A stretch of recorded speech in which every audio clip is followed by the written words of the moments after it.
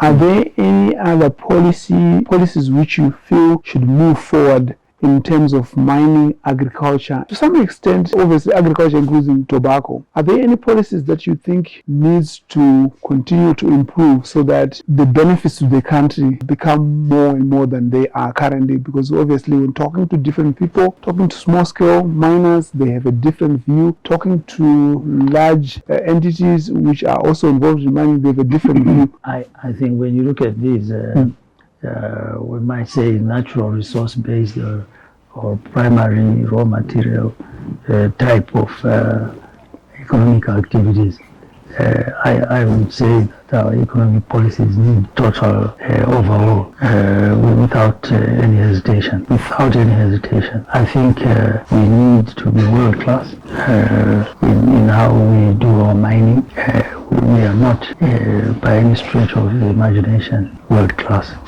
I think firstly, if you look at some countries, they try to maximize the benefits, not just to the country, but to the state in terms of tax benefits. I don't think we are world class in that sense, and I don't think we are making an effort to learn from the experience of others, whether it's Latin America or say people in the oil industry, how they have harnessed the earnings from mining. So we are behind in that sense. In the area of environmental impact or environmental management, this is a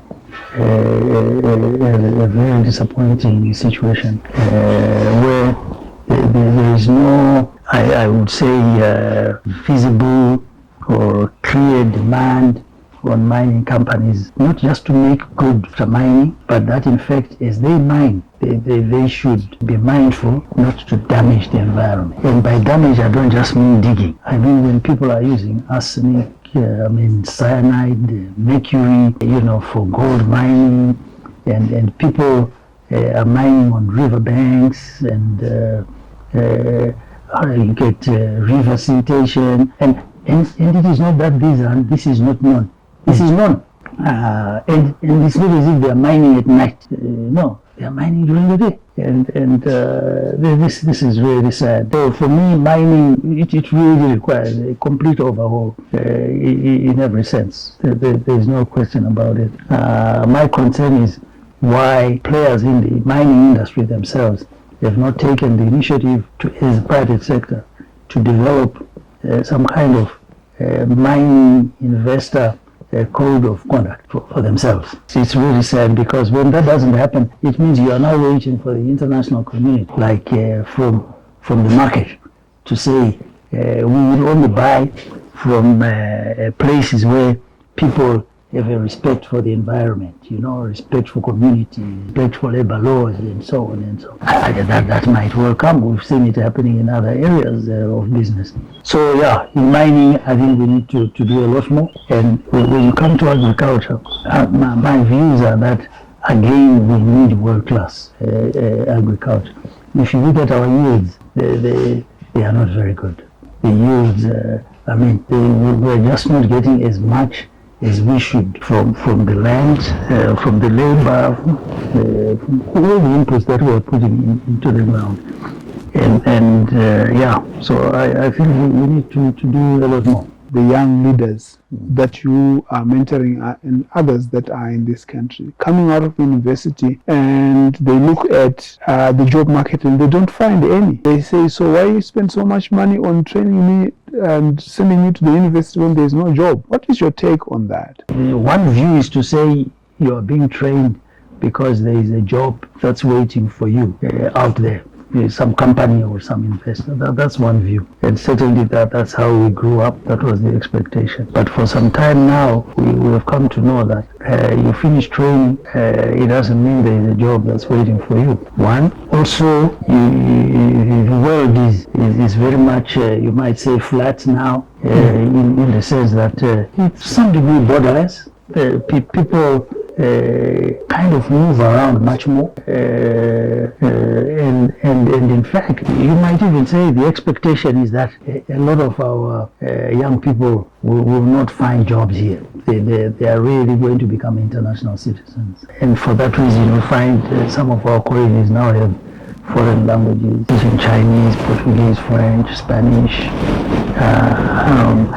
I would like them to do more in that space. I don't think they are teaching them enough of those languages, and I would have liked them to have exchange programs with students in other countries.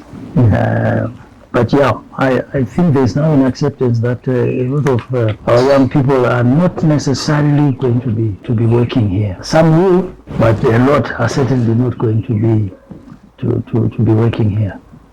Do you see the young people still having the mindset that when they leave college or university, they need to be employers, not employees? What is the mindset that you see currently? I think the mindset is still that when I leave college, I need to have income. And for me, I think that's good enough. There are people who say, and some have been saying this for some time, oh, you must be trained to be an employer. So the question I ask is, so every student coming out of college is going to be an employer? That will not happen. But people can be taught entrepreneurship as part of their training, whatever subject they're in, whether it's engineering, English, local languages. I think that they can be some courses on entrepreneurship, because I think the fact that a person has learned English does not mean that this person cannot or will not be an entrepreneur. I think people need to think and develop from a much broader perspective. So for me, it's not so much that you are going to be an employer, but that in fact you are going to be ready to earn a living, to be flexible, versatile, to be an entrepreneur, to do things such that you earn a living. If it means you have to be an employer, so be it. But I think the focus which I keep hearing, that you have to be an employer as opposed to be employee, I would say the focus should really be the students equipped to earn a living, which might be to say, for example, someone might say, oh, I want to be an author. They can do that online. They start writing books. Or somebody says, you know what, I've learned English, but I like to be an artist. I like to do some stone sculpting work. So he goes and he goes to some art village where they are learning how to carve stones, etc. But they need to have that initiative that, you know what, I can't just go home and sit under a tree and say, you know what, I learned English and I can't find a job to teach English, so I'm going to sit under a tree, if you see what I mean. But I think they need to see that the state, their parents, society, having spent so much money on them, it is expected that they use their training, their knowledge to earn a living. The recent changes in technology and where this nation is in terms of the technology that's happening overseas, what is your sense? Are we takers of technology? Are we utilizing technology only, or are we championing technology in any sense? What is your sense? What is your take on technology, especially in relation to the growth of technology overseas? I think in many ways we are still behind. I think that this is clearly, we are very much behind. My views to when I'm advising our policymakers is that one way for us to catch up is by attracting technology companies or companies or players who have some involvement in the technological space, because I think that way that's how we attract technologies into the economy. When you come to colleges, one of the things I've been saying is, you see, if you are going to have university leaders who trained locally, they did their research courses locally, and they continue teaching locally, and then those become now the university leaders locally. I've said, guys, you are just creating problems for yourself, and that's what we see. So I would like to see us being more adventurous and tapping into the rich diaspora base that we have created. When we've raised this, oh no, we can have a link and so on, That's fine, but it's not enough. When you look at the baggage that we have carried from history in the past and recently, we really need leapfrogging strategies or apps. And one of them would be to get somebody, whether it's in Brazil, in Australia, New Zealand, or China, to come to be like, say, the Vice Chancellor here at the University of Zimbabwe. I would even go further. I would have a few heads of departments and lecturers from other colleges, especially the diasporans, but also even non-diaspora, I would talk like with the Australian government to say, listen, can we have some of your lecturers in architecture or in agriculture to come and teach here, 5-year program, etc. I'm not seeing us seeking that kind of cooperation with these countries, because I think that way we can have technological transfer, which I must say is not happening as fast as it should. Another way I'm hoping is that a lot of the parastatals which government has now grouped into the Sovereign Wealth Fund, we are now looking for international partners, investor and technical partners, and clearly this will also help to bring in, new technologies into the country. We were talking earlier before we started the interview about housing progress being made. I was talking to some Chinese friends who want to build some hostels or dormitories for university students, and they are talking about Chinese technology for construction. This can be done at a fraction of the local costs, because our regulations, municipal building regulations, are still historic. They want to build a house for 100 years. That will live for 100 years. It's too expensive, it's not necessary. So I would like us to see us deliberately targeting investors, relationships, partnerships who have technology transfer impact. What is funding the housing boom? Is it entirely diaspora? And at the same time, I'm looking at the explosion in mineral exploration in Zimbabwe. Where is the money going? Is it being reinvested here, or we are solely dependent on investors coming out as a result? When they come to invest here, they then take the profit outside. Is there a relationship between the housing boom and the mining wealth, in a sense? I think a lot of the 30, 40, 50 years, a lot of the housing development, especially in the low income areas, were through the traders who were going cross-border. Yes. Going into South Africa, Botswana, Zambia, Mozambique, and the money they brought in, they built their own houses. We have a tradition here. The government does not build houses for people. Unlike, say, in South Africa, there is an expectation that the government will build a house. Over here, the government expects that we are grown up and we build our own house. They'll do the servicing, the stands, whatever, which our people buy, and you build your own house. And in fact, we have the you might say, the infrastructure for servicing the housing, the mortgage facilities, financing schemes, and builders, building training, bricklaying, brick making, cement manufacturing, making of tiles, the timber from the Eastern Highlands, etc. So the whole thing was in place. So when people went into the diaspora, they sent their money here. A lot of them would like to come back when they retire or whenever. So they started putting money into construction. There is a very big link between inflows from the diaspora and housing construction. But there's no question that is by far the biggest factor. Okay. The next factor is the currency issue.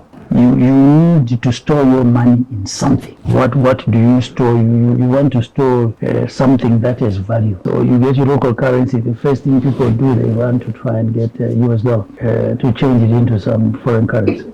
So you retain value, but that money can always be used. Some emergency, you buy this, you buy that. So that's clearly not good enough. But when you put it into housing, into property, yes. And with inflation, people's pensions were literally eaten away. Not much to talk about in terms of value for pensions. So what does that? But if you put your money in property, that's going to be your pension. So we are seeing there's still a huge excitement around construction. But I would not say it's mining is particularly first.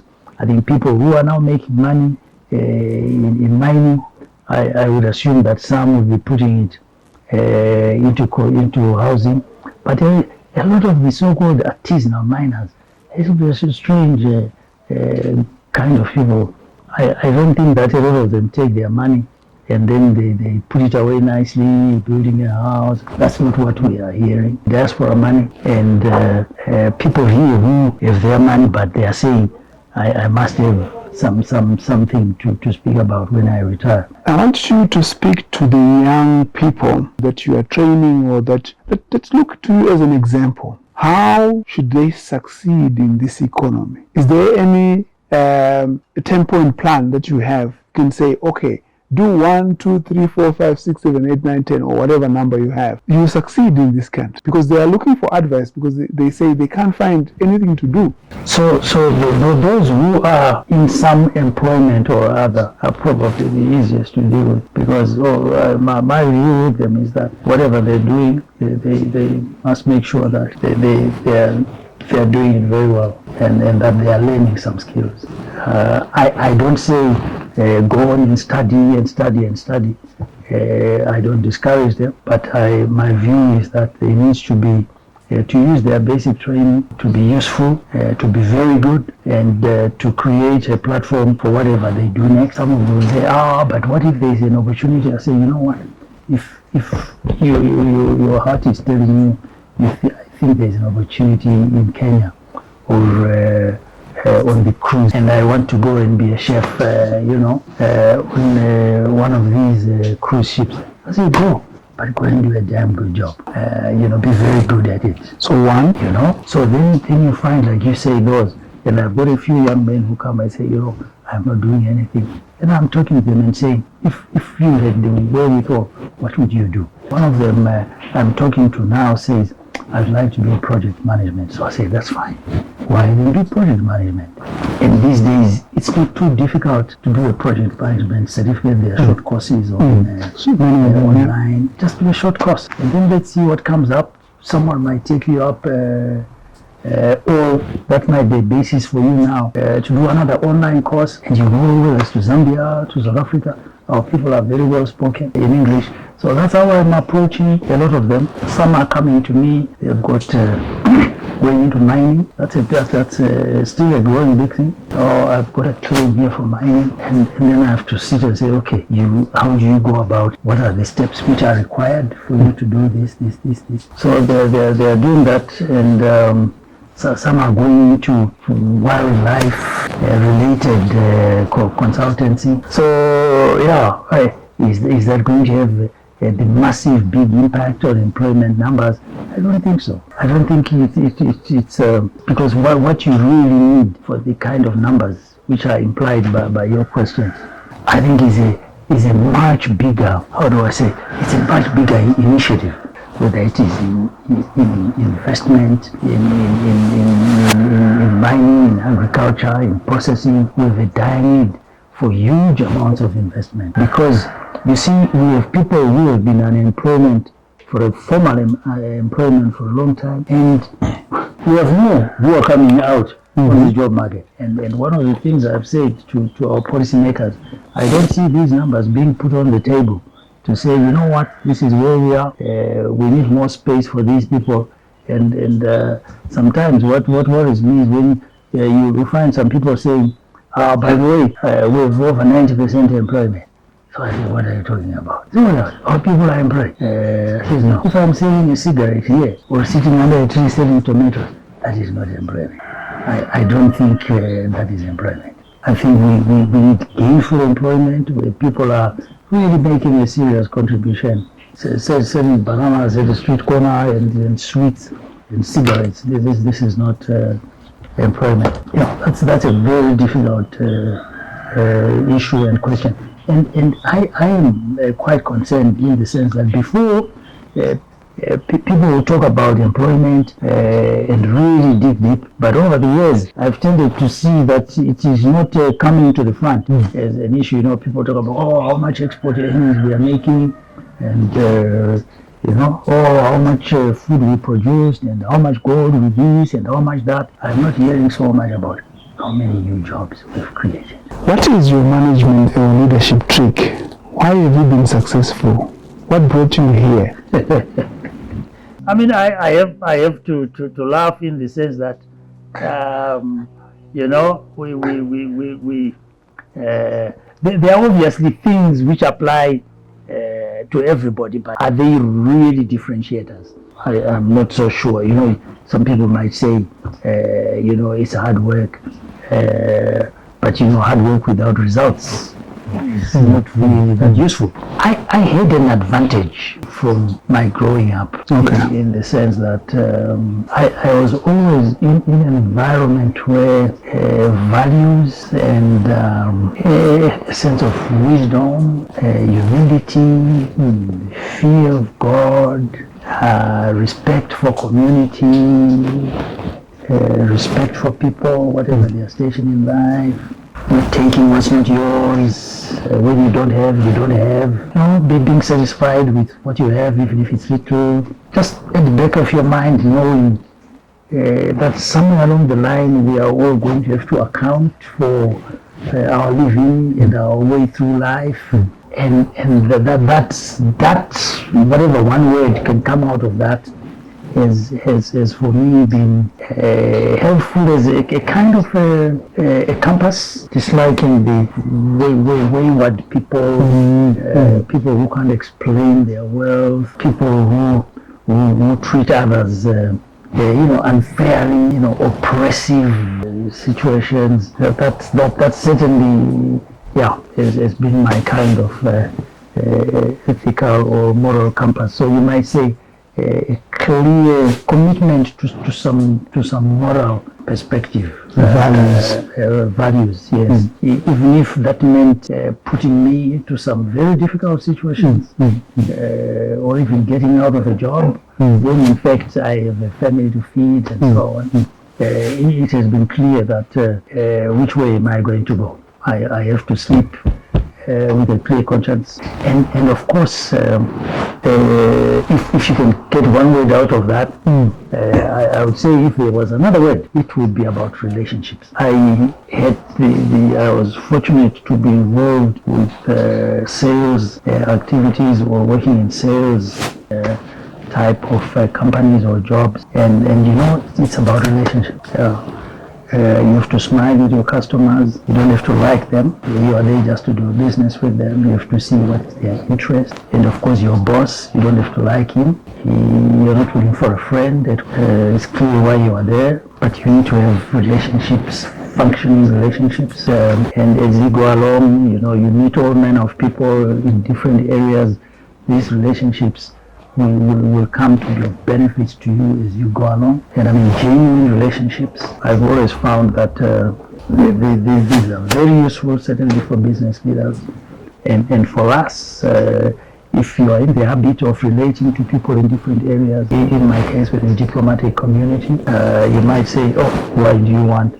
But in fact, what you find is, as business, if we are going to influence policy, economic policy in the country, we need to relate with those entities, diplomatic community, ministries, officials. It has to be part of your living. Reach out, even when there is no crisis or issue, but you need to have those networks and pathways, sharing of views, and in any case, that's how people get to know who you are. They can't know you only when you've come with an issue or through an issue. I think generally when you meet with them, some people say, that's why I go to golf. I don't go to golf. I don't do golf. I mean, if I want to play golf, but I don't do golf as a, it's not working, you must do golf. Probably it works for others. I'm sure it has worked for others. It has not been necessary for me. I think there are so many other ways of creating, nurturing, developing, improving relationships, and across the board, and without putting yourself into a box. whatever political parties, it's non-partisan. You're comfortable being seen with this politician and that politician, they hold their views, I hold my views. I will not forcing them onto anybody, and I will not accept anybody else forcing theirs on me. And relationships for me are something very, very important. And even like if your children are at a school, it's important for you to have a relationship with the teachers, with the headmaster. I don't mean you're having tea with the headmaster all the time. I mean, there's so many parents to deal with. But at least the school principal needs to know that you have a child at that school. Take interest. Because guess what? One day your child is going to be naughty or something will happen. You need to be able to go to the headmaster and say, oh, I believe this is happening, and so on and so on. And you talk over it for what is going on. And you can't say when something has happened, that's your first day to go and say, I'm Mr. So, and say, who are you? And so on. So relationships for me, I found they are very, very useful. And in a sense, you might say, but these are normal things that people should do in their life. And in leadership, what I found is, it's actually true. These are things that people should be doing normally in their lives anyway. It's just that when you do them as a business leader, and you do them well and effectively, then you have a larger impact, So I found it's much less technical stuff. I think that can get you so far. But I think people want to understand who is the person that we are dealing with, so they can go to sleep, to say, if he has a problem, you tell us. I'm reminded in a lot of interviews, when people are doing interviews for jobs, a lot of focus is spent on technical. Can you add 1 + 1? Yeah, can you do this and that? But what you then find is, especially in leadership, a lot of the failure is not in that area. It's in the relationship. Exactly. It's in this area of the moral, ethical compass. When a crisis happens, what's going to drive the thinking, the decision? What's the reason? Or if something happens, what drives him to disclose, to colleagues or to the board or whatever, to shareholders? What drives him? Is he trying to be too clever for himself, or is he going to take it on the chin and say, listen, it's happened on my watch, this is the truth? So I think this question of the moral compass for me is something that is still very, very powerful.